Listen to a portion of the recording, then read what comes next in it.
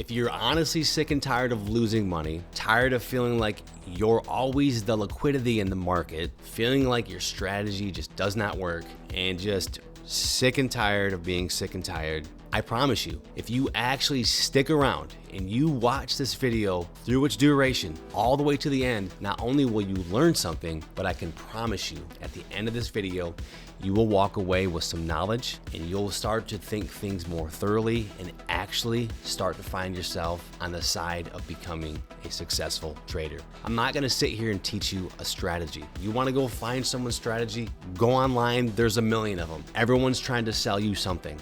But what they're not doing is telling you why you're failing.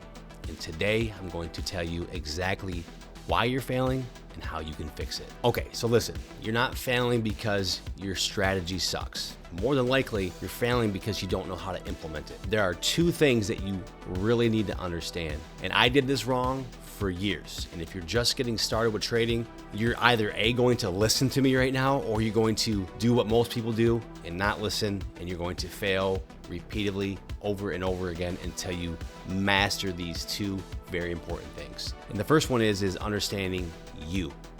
I know that sounds crazy, like what does that have to do with anything? But here's the problem that most people don't understand. We are not programmed to be a trader. And everyone says, well, you just need to treat this like a business. And I can tell you right now, as a business owner, that is the furthest from the truth. Because when you get into a business, people want to have control. And when they get into business, they know that they have, at least to some level, control of their business. When you start trading, what you need to first understand is that you have zero control. There's nothing that you can do or say or wish upon the market that's going to make it go in your way. And until you let go of that and realize that it's completely out of your control what happens, you just need to position yourself with the right move in the market. It's going to be a long and frustrating process for you. And it took me a long time to figure that out. And there's a lot of books on psychology that I would highly recommend that you go through and start to read, but master yourself first, master your emotions. Because once you can grasp and understand that you are going to lose money and be okay with it, and just know that trading is not about winning or losing.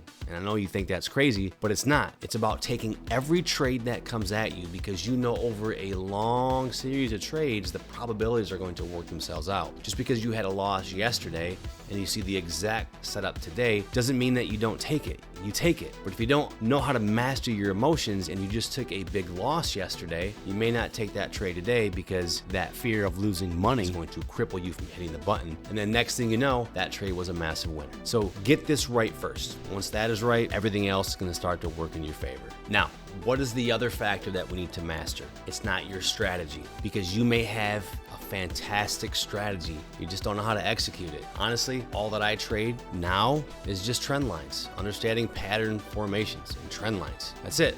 It's not about what's your MACD doing, what are the Keltner channels doing, you know, is the 50 over the 200, or is the 9 over the 20? None of that matters. Yeah, you may find an edge in that, but if you don't understand the big picture, the macroeconomics, the true indicators, then none of that matters. So let me help you understand what I mean by this. The first thing that you should be doing as a trader is understanding what is the big picture. Do you understand the importance of oil when it comes to trading? If you don't, I'm going to teach you right now. When you first sit down in the morning, you should be studying a few charts. One is the crude oil chart, the next is the dollar chart, the next is the 10-year yield, and if you want to, you can throw the VIX on there as well. These are key economic macro charts that are giving you true indicators as to what is going on in the market to help you position yourself to be successful. I told you, you're gonna learn something in this video, and I hope that you're taking notes right now, because this could literally be the difference between you starting to turn the corner in trading and becoming successful, or just continuing to lose money. Either way, it's your call. So let's talk about oil first. Now, typically when oil is rising, what do we think? We think, well, inflation's getting out of control, things are becoming more expensive, gas is becoming more expensive. So obviously as consumers, we're now going to start to get pinched, and what does that mean for the market? It's typically a bearish sign, but it's not always a bearish sign. These are things that we need to start to think through. And we need to start thinking like institutions. When the dollar is up, what does that mean? That means there's less liquidity in the market. Things are becoming more expensive. This is typically what we call a risk-off day, where people are pulling their money out of stocks, putting them into bonds and into cash because things are more expensive. Now, what about the 10-year yield? Same thing. If interest rates are going up on the 10-year yield, do you think this is a good thing or a bad thing for the stock market? Typically, it's a bad thing. Now, there are times where all these things can line up and they're all doing the same thing, and it's not necessarily a bad thing, but for the most part, if, say, the 10-year yield is rising and interest rates are rising, this is not a good sign for the stock market. Instead of waking up in the morning, looking at your charts and saying, hey, I have a bull flag set up here, maybe I should trade this, the first thing that you should think about is, what is oil doing? What is the dollar doing? What is the VIX doing? What is the 10-year yield doing? And then from there, you can start to paint a totally different picture. Now, obviously, us as traders, we all have our indicators that we may use. We have our support and resistance lines on our chart, but it's more about just having those things on our chart. It's about understanding how to use those in context with the bigger picture. So let me give you a scenario. Did you know that, say you're a momentum trader and you like to trade breakouts? We'll take Microsoft, for example. If you see that Microsoft is putting in, say, a wedge pattern and it looks like it's about to break out, and normally you take that trade. But if you didn't know on the back end that, say, we're having some geopolitical issues right now, maybe there's a war breaking out and you're not paying attention to these things, and oil is starting to spike and you're playing the breakout, when oil rises, especially dramatically, it doesn't matter how good your bull flag or wedge pattern may be, and you may have a lot of support underneath it and your MACD is telling you to go long, you're going against the bigger picture. And the bigger picture is the macroeconomics. Oil is starting to spike, and maybe the dollar is starting to rise too. Things are becoming more expensive.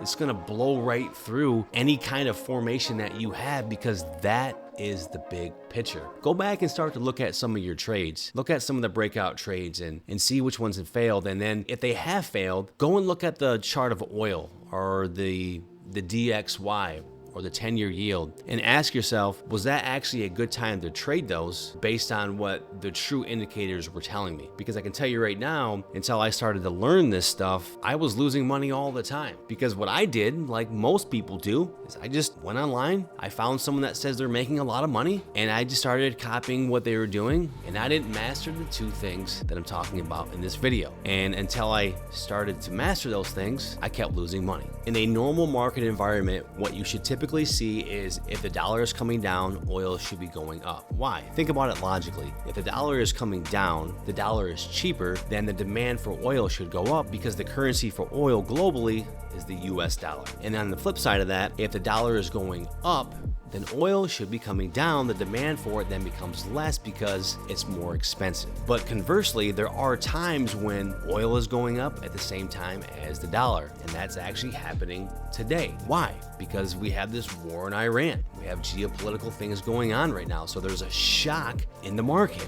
If you didn't know that going into this, then you would be clueless as to what direction that you should be trading. There's a reason that the market is coming down right now. If you understood this going into this, you could have been heavy on shorts and made a lot of money. It's also important to know that there are times when oil is going up when it's not bad for the stock market. It's not a risk-off day. It's actually a risk-on environment. If the economy is strong and things are going well, inflation is in check, then it's not unnatural for the prices of oil to go up. Things are expanding. The demand for oil is increasing. And you can see that on your chart. Oil will just be gradually moving. But if you see like a dramatic spike in oil, like just shoots up 10, 30 gallons a barrel, then that's a concern. That's completely the opposite. That's bearish. That means there's something geopolitical going on that we need to pay attention to. Everything is in the charts. Don't listen to social media. Don't listen to all the hype, because all the hype out there is actually the contrarian indicator that you need to know that you're in the right direction when it comes to trading. To give you a proven example of this, I actually made a short on my channel about silver right here.